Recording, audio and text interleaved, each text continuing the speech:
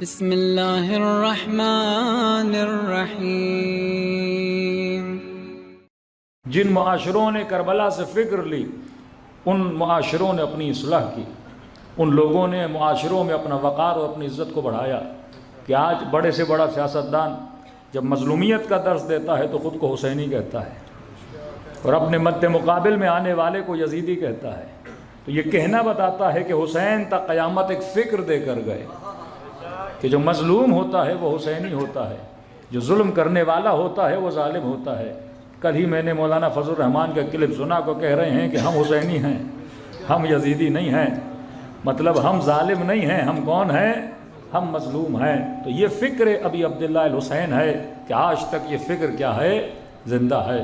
تو کچھ تو وہ ہیں جو یزید کو تاریخ کے پنوں میں ڈھونڈتے ہیں اور بڑی جرت کر کے اس یزید پہ لعنت بھیجتے ہیں، اور کچھ ایسے جری ہیں جو کل کے یزید پر بھی لعنت بھیجتے ہیں اور آج کے یزید کو پہچان کر لعنت بھیجتے ہیں۔ صلوات پڑھے محمد و آل محمد۔ اور واقع کربلا اور پھر واقع کربلا کے بعد کہ میں نے کہا امام حسین نے دو جملے ادا کیے، فرمایا میں اس لیے نکلا کہ اپنے نانا کی دین کو زندہ کروں اور جو بدعتیں امت میں پیدا ہو چکی ہیں ان بدعتوں کو ختم کروں۔ اور یہ دلیل ہے، صحیح بخاری میں لکھا ہے کہ جب امیر المومنین علی بن ابی طالب نے نماز پڑھائی تو دیکھنے والوں نے یہ کہا کہ ارے علی تو ویسی ہی نماز پڑھا رہے ہیں جیسے رسول نماز پڑھایا کرتے تھے۔ جن میں سے چھوٹی سی آپ کو مثال دوں، حج تمتع کی مثال ہے۔ جناب عمر نے ختم کیا، جناب عثمان نے ختم کیا، اور امیر المومنین نے آ کر اس حج کو کیا کیا؟ دوبارہ سے شروع کیا کہ سارے مانتے ہیں پھر اس کو نام بدعت حسنہ کا دیں یا کسی کا بھی نام دیں۔ امیر المومنین نے کئی چیزوں کو آ کے کریکٹ کیا کہ آج تک مسلمان کس کی سنت پہ عمل کرتے ہیں؟ علی ابن ابی طالب کی سنت پہ عمل کرتے ہیں۔ تو کہا کہ وہ وہی نماز پڑھ رہے ہیں جو رسول نماز پڑھاتے تھے، یہ ویسی عبادت کر رہے ہیں جیسی رسول خدا عبادت کرتے تھے۔ تو مولا علی جب حکومت پر آئے تو نعرے بلند ہوئے کہ واہ سنتا واہ سنتا، کہ علی نے شیخین کی سنتوں کو ختم کر دیا۔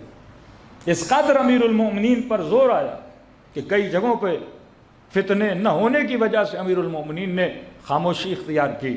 مطلب معاشرے میں اتنا بدلاؤ آ چکا تھا۔ پھر امام حسن کا زمانہ، پھر صلح امام حسن، پھر شہادت امام حسین، 20 سال کا فاصلہ۔ 20 سال میں حدیثوں کی فیکٹریاں لگائی گئیں، اتنی حدیثیں بنائی گئیں کہ ہم مزاحن ممبر سے کہتے ہیں کہ کسی کے پیاز نہیں بک رہے تھے اور بول دیا کہ جو مکے کے پیاز کھائے گا اس پہ جنت واجب ہو جائے گی۔ جس طرح ایک شیعہ کو مارنے سے پورا خاندان جنت میں چلا جاتا ہے، کہ جب افغانستان سے کسی جوان کو پکڑا گیا، کہا کہ جناب جب اس کی چیکنگ ہوئی، خودکش بمبارڈمنٹ کی جیکٹ اتاری تو جیکٹ کی جیب میں تو چمچ پڑے تھے۔ کہا کہ آپ تو خودکشی کے لیے چلے تھے، چمچ کہاں سے لے کر آ گئے؟ کہ مفتی صاحب نے کہا تھا کہ شہادت کے بعد پہلا ڈنر رسول کے پاس ساتھ ہے، تو لہذا چمچ بھی دے دیے تھے کہ ہم ڈنر رسول کے ساتھ کریں۔ آپ ہنس رہے ہیں لیکن یہ سیریس باتیں ہیں، یہ واقعاً ہیں۔ ضیاء خان جب ہم گئے تو کہا مولانا وزیرستان کا جب آپریشن ہوا یہ سارے لوگ یہاں آئے۔ اب ایک آدمی نے شیعہ دیکھا نہیں۔ شام جناب عمر کے زمانے میں فتح ہوا، شام کا پہلا خلیفہ معاویہ کا چچا جس کا نام بھی یزید تھا، یزید ابن ابو سفیان شاید، اس کے بعد بنا معاویہ، اس کے بعد بنا یزید، اس کے بعد بنا معاویہ ثانی۔ مطلب شامیوں نے اہل بیت کو دیکھا ہی نہیں۔ جب سے اسلام آیا تو حکمرانی کس کی رہی؟ بنو امیہ کی رہی۔ شامیوں نے نہ کسی مدینے والے کو دیکھا، نہ کسی مدینے والے صحابی کو دیکھا۔ انہوں نے جب سے حدیثیں سنی بنو امیہ سے سنی، یعنی ایک جگہ پہ انقلاب آیا ہے، رسول کو نہیں دیکھا، اصحاب رسول کو نہیں دیکھا۔ ابتدا سے کس کو دیکھا؟ بنو امیہ کو دیکھا ہے۔ لیکن اہل کوفہ نے کم از کم علی کو تو دیکھا تھا، مدینے والوں نے کم از کم رسول کو تو دیکھا تھا، مکے والوں نے کم از کم رسول کو تو دیکھا تھا۔ مطلب اتنا لمبا عرصہ حکومت کا کہ صرف 20 سال امیر شام کے لے لیں، پچھلی حکومتوں کو بھی ملا دیں، یزید کا بھی ملا دیں، مطلب ایک بچہ پیدا ہوا اور جب تک 40 سال کا ہو گیا اس نے نہ نبی کو دیکھا، نہ علی کو سنا، نہ اہل بیت رسول کو سنا۔ اور جب سے ہوش سنبھالا تو ان کے وجود میں نفرت محمد اور آل محمد ڈالی گئی کہ شامی جب یہ سنتا ہے کہ علی مسجد میں شہید ہو گئے تو تعجب سے پوچھتا ہے کہ کیا علی بھی نماز پڑھتے تھے؟ یہ واقعاً بچپن سے جو انہوں نے سنا. کیوں جناب سیدہ زینب کا خطبہ سن کے یہ پریشان ہو گئے؟ کیوں اذانیں دلوانی پڑی جب آقا امام زین العابدین نے کلام کرنا شروع کر دیا کہ جس محمد کی گواہی دے رہے ہو وہ نانا کس کا تھا؟ جس دین کا اعلان کر رہے ہو ہماری نسبت کیا ہے؟ یعنی شام میں کبھی بھی ایسی تبلیغ نہیں ہوئی. یہ بہت آخر الزمان میں، ایون 5ویں 6 امام کے زمانے میں بھی شام میں کوئی تبلیغ نہیں ملتی. آپ قم کا نام سنتے ہو، آپ اہواز کا نام سنتے ہو، آپ بغداد کا نام سنتے ہو، آپ بصرہ کا نام سنتے ہو، آپ کوفہ کا نام سنتے ہو، لیکن آپ کو نہیں ملتا کہ شام کا کوئی نام آیا ہو، کیونکہ وہاں پہ جو مینٹلٹی تھی وہ بنو امیہ کی مینٹلٹی تھی. یہ تو جب سیدہ زینب جاتی ہیں، 4 لوگ آل رسول سے ملتے ہیں، پھر ان کو پتہ چلتا ہے کہ اہل بیت رسول کا مقام کتنا بلند ہے. ٹوٹلی برین واش وہاں ہو چکا تھا. اب اسی طرح ایک بندہ وزیرستان میں پیدا ہوا، وہاں مثلا کوئی امام بارگاہ نہیں، وہاں کوئی شیعہ نہیں. یہاں تو کوئی دیکھے نہ دیکھے جلوس نکال کے آپ دکھا دیتے ہو نا کہ شیعہ کیا ہے، لیکن ان کو کیا پتا شیعہ کیا. کہہ رہے مولانا جب ہم نے جلوس نکالا، یہ لوگ جو وزیرستان اور ان پہاڑی علاقوں میں پلے بڑے تھے، کہہ رہے اتنے تعجب سے ہمیں دیکھ رہے تھے اور بار بار کہہ رہے تھے یہ شیعہ ہیں، ہمیں یہ شیعہ ہیں. پھر کہتے تھے واقعی یہ شیعہ ہیں، کہاں شیعہ ہیں، کہ یہ تو بالکل ہم جیسے دکھتے ہیں. تو آپ نے کیا سوچا تھا کس طرح دکھتے ہیں؟ کہ مفتی صاحب نے بولا تھا ان کو بد دعا ہے اصحاب رسول کی، ان کے پیچھے دم ہوتی ہے، ان کے کان بڑے ہوتے ہیں. کہ ہمارے انجینئر جیولوجسٹ کہتے ہیں ہم نے زمین لی ان پہاڑی علاقوں میں کہ مولانا نماز کا وقت ہوا نماز پڑھنے گئے، یہ کبھی آگے دیکھیں کبھی پیچھے دیکھیں، کیونکہ ہاتھ کھول کے نماز پڑھ رہے تھے، سامنے سجدہ تھی. پھر 2 لوگوں سے پوچھا یہ کون ہے؟ کہا یہ شیعہ ہیں. کبھی آپ غور سے کیوں دیکھ رہے ہو؟ کہ ہم دیکھ رہے ہیں آپ کا جسم بالکل ہماری طرح ہے، لیکن ہمیں یہ بولا گیا کہ یہ تو مسخ ہو چکے ہیں. کہ آج بھی اتنی بے حیائی سے بولا جائے کہ ان کو بد دعا ہے، ان کا کوئی حافظ پیدا نہیں ہو سکتا. حالانکہ مکتب تشیع میں حفظ قرآن کا کوئی کانسیپٹ نہیں تھا. نہ ہمارے ہاں یہ اہل بیت کی کوئی سفارش ہے کہ قرآن یاد کرو قرآن یاد کرو، ہمارے ایسا کچھ بھی نہیں ہے. ہمارے ہاں حفظ قرآن نہیں، ہمارے ہاں تفہیم قرآن ہے. کیونکہ قرآن رٹنے سے کچھ نہیں ہوتا، قرآن سمجھنے سے انسان کو ہدایت ملتی ہے. خوارج نے قرآن رٹا ہوا تھا، حبیب نے قرآن سمجھا ہوا تھا. یہ تو جو شیعوں پہ الزام لگا کہ ان کو بد دعا ہے، ان کا کوئی حافظ نہیں ہوتا، پھر ہم نے ان کے چیلنج کو ایکسیپٹ کیا، پھر ایسا حافظ دیا کہ آج تک ویسا پیدا نہیں کر سکے. کہ ہم نے 4 سال کا بچہ حافظ قرآن بنا دیا. محمد حسین طباطبائی. پھر تو ایک لائن لگ گئی، اور آج تو جتنے مقابلے ہوتے ہیں، پہلے مصر کا نام آتا تھا تجوید قرآن اور قرأت قرآن میں، اب ایران کا نام آتا ہے. کہ پاکستان کا ایک چھوٹا بچہ گیا اور حفظ میں اس نے اچھی قرأت کی، تو یہاں ہر سوشل میڈیا پہ پاکستانی بچہ، اہل سنت کا بچہ اتنے مقام حاصل کر گیا. میں نے کہا یہ بھی تو بتاؤ کہاں مقام ملا تھا اسے؟ اس کے مربی کون تھے، مانیٹرز کون تھے، جج کون تھے جس نے اس بچے کو رتبہ دیا؟ یہ واقعاً رمضان کا مہینہ آتا ہے، جیسی قرأتیں شیعہ قاری کرتے ہیں، یا جیسے حافظ آپ کے بچے ہیں کہ پورا ریکارڈ بنا کے دنیا میں کہیں پر بھی اتنے حافظ نہیں بنائے جاتے، کہ تقریباً 20 سے 25 ہزار حافظ صرف 5 سال سے 7 سال کے بچے جو کیا کر رہے تھے، حفظ قرآن کر رہے تھے. ہم نے صرف چیلنج کو ایکسیپٹ کیا، ورنہ ہمارے یہاں یہ روش نہیں تھی. یہ صرف ایک الزام کو دبانے کے لیے یہ جو آپ کہہ رہے ہو یہ غلط ہے، پھر ان بچوں کو گاؤں گاؤں لے جانا. کہ سندھ کے کئی ایسے گاؤں تھے جن کے ذہن میں یہ تھا کہ بھائی بد دعا ہے، ان کے یہاں کوئی حافظ نہیں ہوتا، اور وہ بلیو کرتے تھے کہ واقعا شیعوں کو حفظ قرآن نہیں ہوتا. ان کے بڑوں بڑوں کو صورتیں یاد نہیں ہو رہی تھیں، اور ہمیں کہیں کہ شیعوں کے یہاں حافظ نہیں ہوتا. تو ہم نے ایک ایک گاؤں میں جا کے ایک ایک بچہ جو حافظ بنا، اور صرف اس بچے کے حفظ کو دیکھ کر پورے گاؤں کے گاؤں کیا بن گئے؟ شیعہ بن گئے.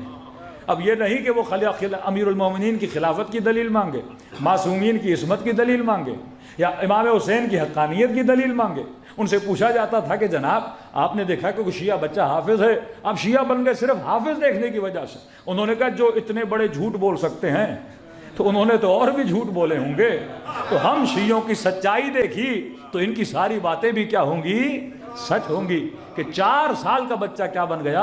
حافظ بن گیا. یہ زمانہ شعور کا زمانہ ہے. آپ نے صرف شعور پھیلانا ہے. کہ آغا قراتی اچھا جملہ فرماتے، کہتے کچھ مجلسیں ہوتی ہیں جن میں شور ہوتا ہے، کچھ ہوتی ہیں جن میں شعور ہوتا ہے. تو شور شرابے سے شیعوں کو کچھ نہیں ملنے والا. شعور جتنا بیدار کرو گے، ہر قوم کو بیدار تو ہو لینے دو، ہر قوم پکارے گی ہمارے ہیں حسین. تو بیداری جب انسان کی فکر بیدار ہو جاتی ہے نا، وہ سوچنا شروع کر دیتا ہے. تو سب سے پہلے تو یہ شیعوں کی اپنی غلط فہمی دور ہو جائے کہ یہ نہیں کہ معصومین نے چند درس دیے تھے اور شیعت بڑھ گئی. آپ کے معصومین نے بڑی محنت کی. معصومین نے ایک پورا نیٹ ورک بنایا، جو نیٹ ورک رسول نے بنایا تھا، اور رسول کے بعد سمجھو اس نیٹ ورک کو وائرس لگ گیا تھا، اور اینٹی وائرس معصوم کے علاوہ کسی کے پاس نہیں ہے. سسٹم کو فیکٹری ریسیٹ کرنا پڑتا ہے. امام حسین نے اپنی شہادت سے سسٹم کو فیکٹری ریسیٹ کیا. اور کیا کام کیا آپ کے امام زین العابدین نے، کبھی سوچا کرو.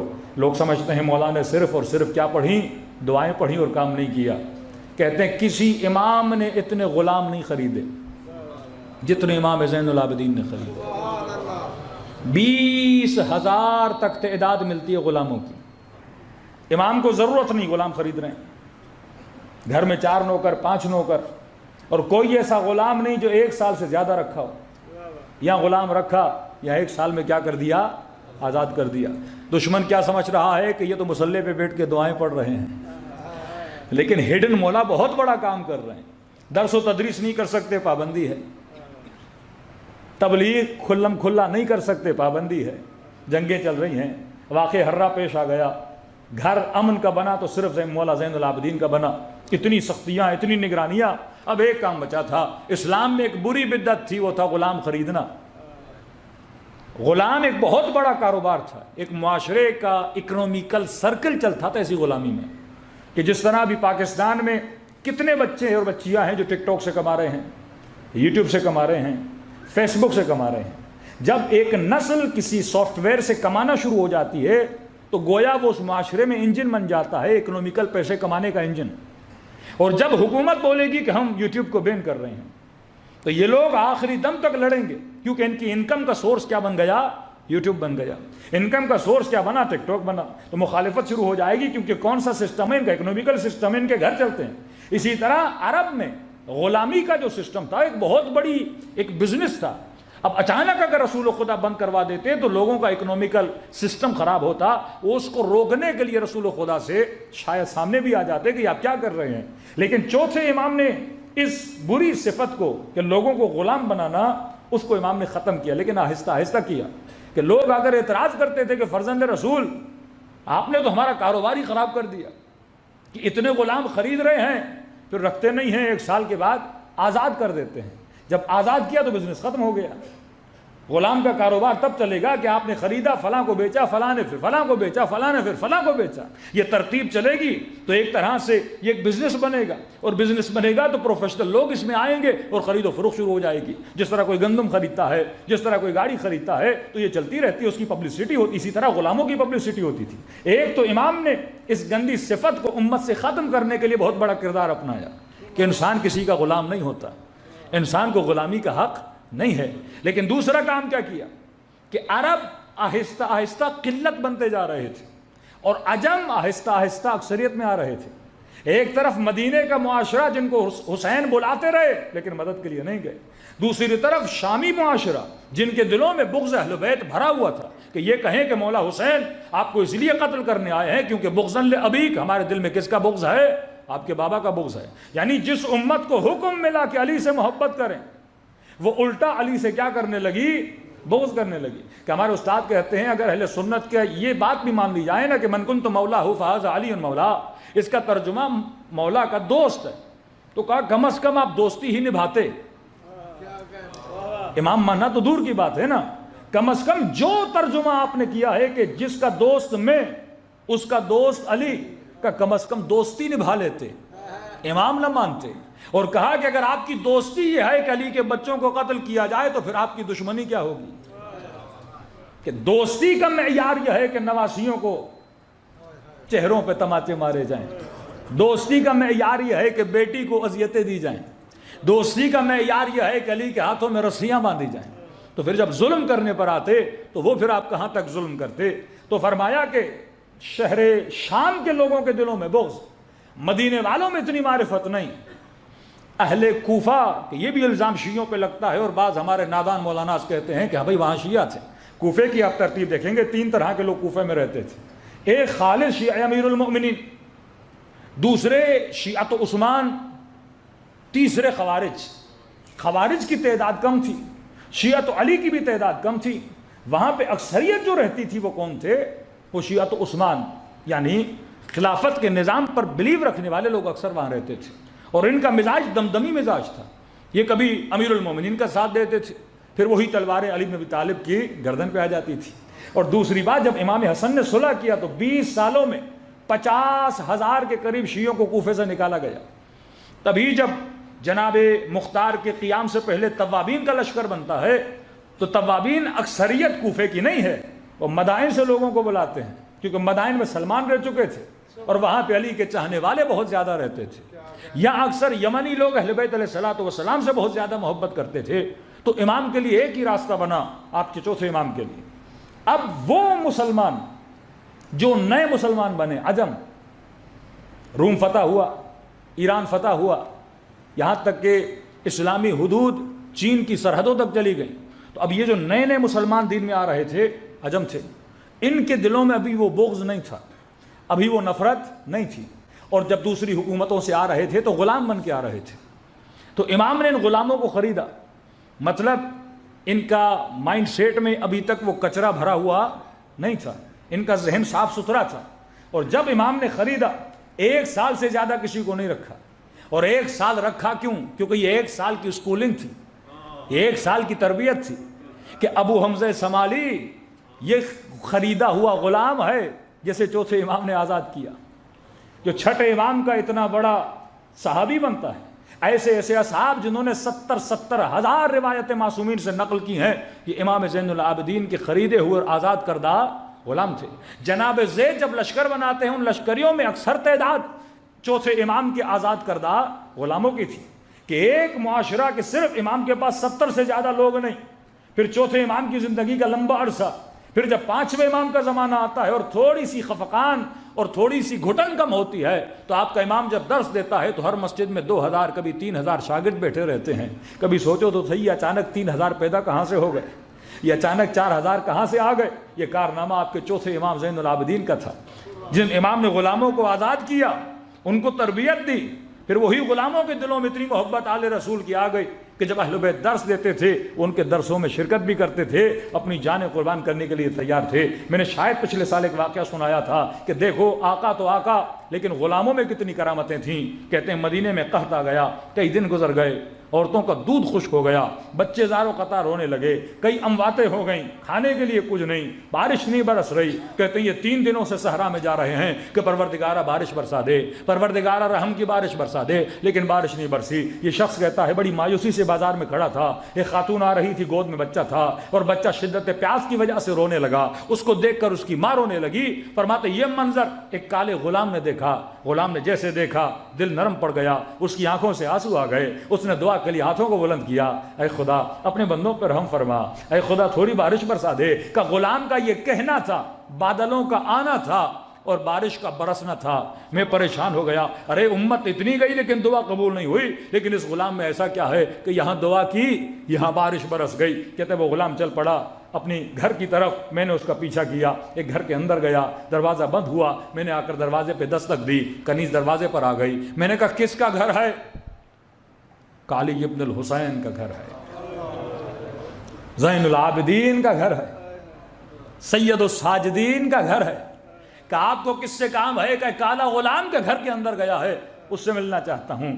کہ ٹھہریے میں آقا کو بلاتی ہوں۔ اس کو دعوت دی کہ گھر کے اندر آیا، دیکھا غلاموں کا ہجوم ہے، پوچھا فرزند رسول اس گھر میں کالا غلام آیا ہے، مجھے اس سے ملنا ہے۔ امام نے کہا کون؟ سارے غلاموں کو بلایا، اس کی نگاہ اس غلام پہ پڑی، کہنے لگا علی ابن الحسین جو قیمت بولو اس غلام کی دینے کے لیے تیار ہو۔ امام نے کہا کیا ہے اس غلام میں ایسا؟ کہ آپ کو نہیں پتا، معرفت والا نہیں تھا۔ چوتھے امام کو کہے کہ آپ کو نہیں پتا، یہ بڑا صاحب کرامت ہے، ابھی میں نے بازار میں دیکھا، اس نے دعا کی، چند لمحے نہیں گزرے تو بادلوں نے آنا شروع کر دیا اور بارش برسنا شروع ہو گئی۔ امام نے مسکرا کر غلام کو دیکھا کہ کب سے یہ کرامتیں دکھلانے لگے، کب سے یہ کرامتیں دکھلانے لگے؟ کہنے لگا مولا کوئی ایسی نیت نہیں تھی دکھاوے اور ریاکاری کی، بس آنکھوں میں آنسو آئے، دل نے برداشت نہ کیا، بچہ رو رہا تھا، میں نے بس اللہ سے دعا کر دی۔ امام نے کہا خریدنا چاہتے ہو تو کوئی بات نہیں، لیکن میں نے آج تک بیچا نہیں ہے، میں اس غلام کو آزاد کر رہا ہوں، اب اس کی مرضی وہ تیرے غلامی میں آنا چاہے کہ نہیں آنا چاہے۔ یہاں آزاد کرنا تھا یا غلام کی آنکھوں میں آنسو آ گئے، دعا کے لیے پھر ہاتھوں کو بلند کیا کہ خدا زندگی تب تک پسند تھی جب زین العابدین کی غلامی میں تھا، اب جب ان کی غلامی نہ رہی تو زندگی میں جی کر کیا کروں گا۔ یہ کہنا تھا، اس کی روح پرواد ہوئی اور دنیا سے چلا گیا۔ یہ وہ غلام تھے جن کی آقا سے اتنی محبت تھی، امام نے 20,000 کے قریب غلام خریدے اور غلاموں کو آزاد کیا۔ یہ معصومین کا ہڈن ورک تھا جو شیعوں کو نظر نہیں آتا، انہوں نے بڑی ترتیب دی، ان کی تربیت کی، اس قدر ان کو مضبوط کیا، ان کو صاحب بصیرت بناتے تھے کہ دشمن کا مقابلہ کیسے کرنا ہے۔ صلوات پڑھے محمد و آل محمد۔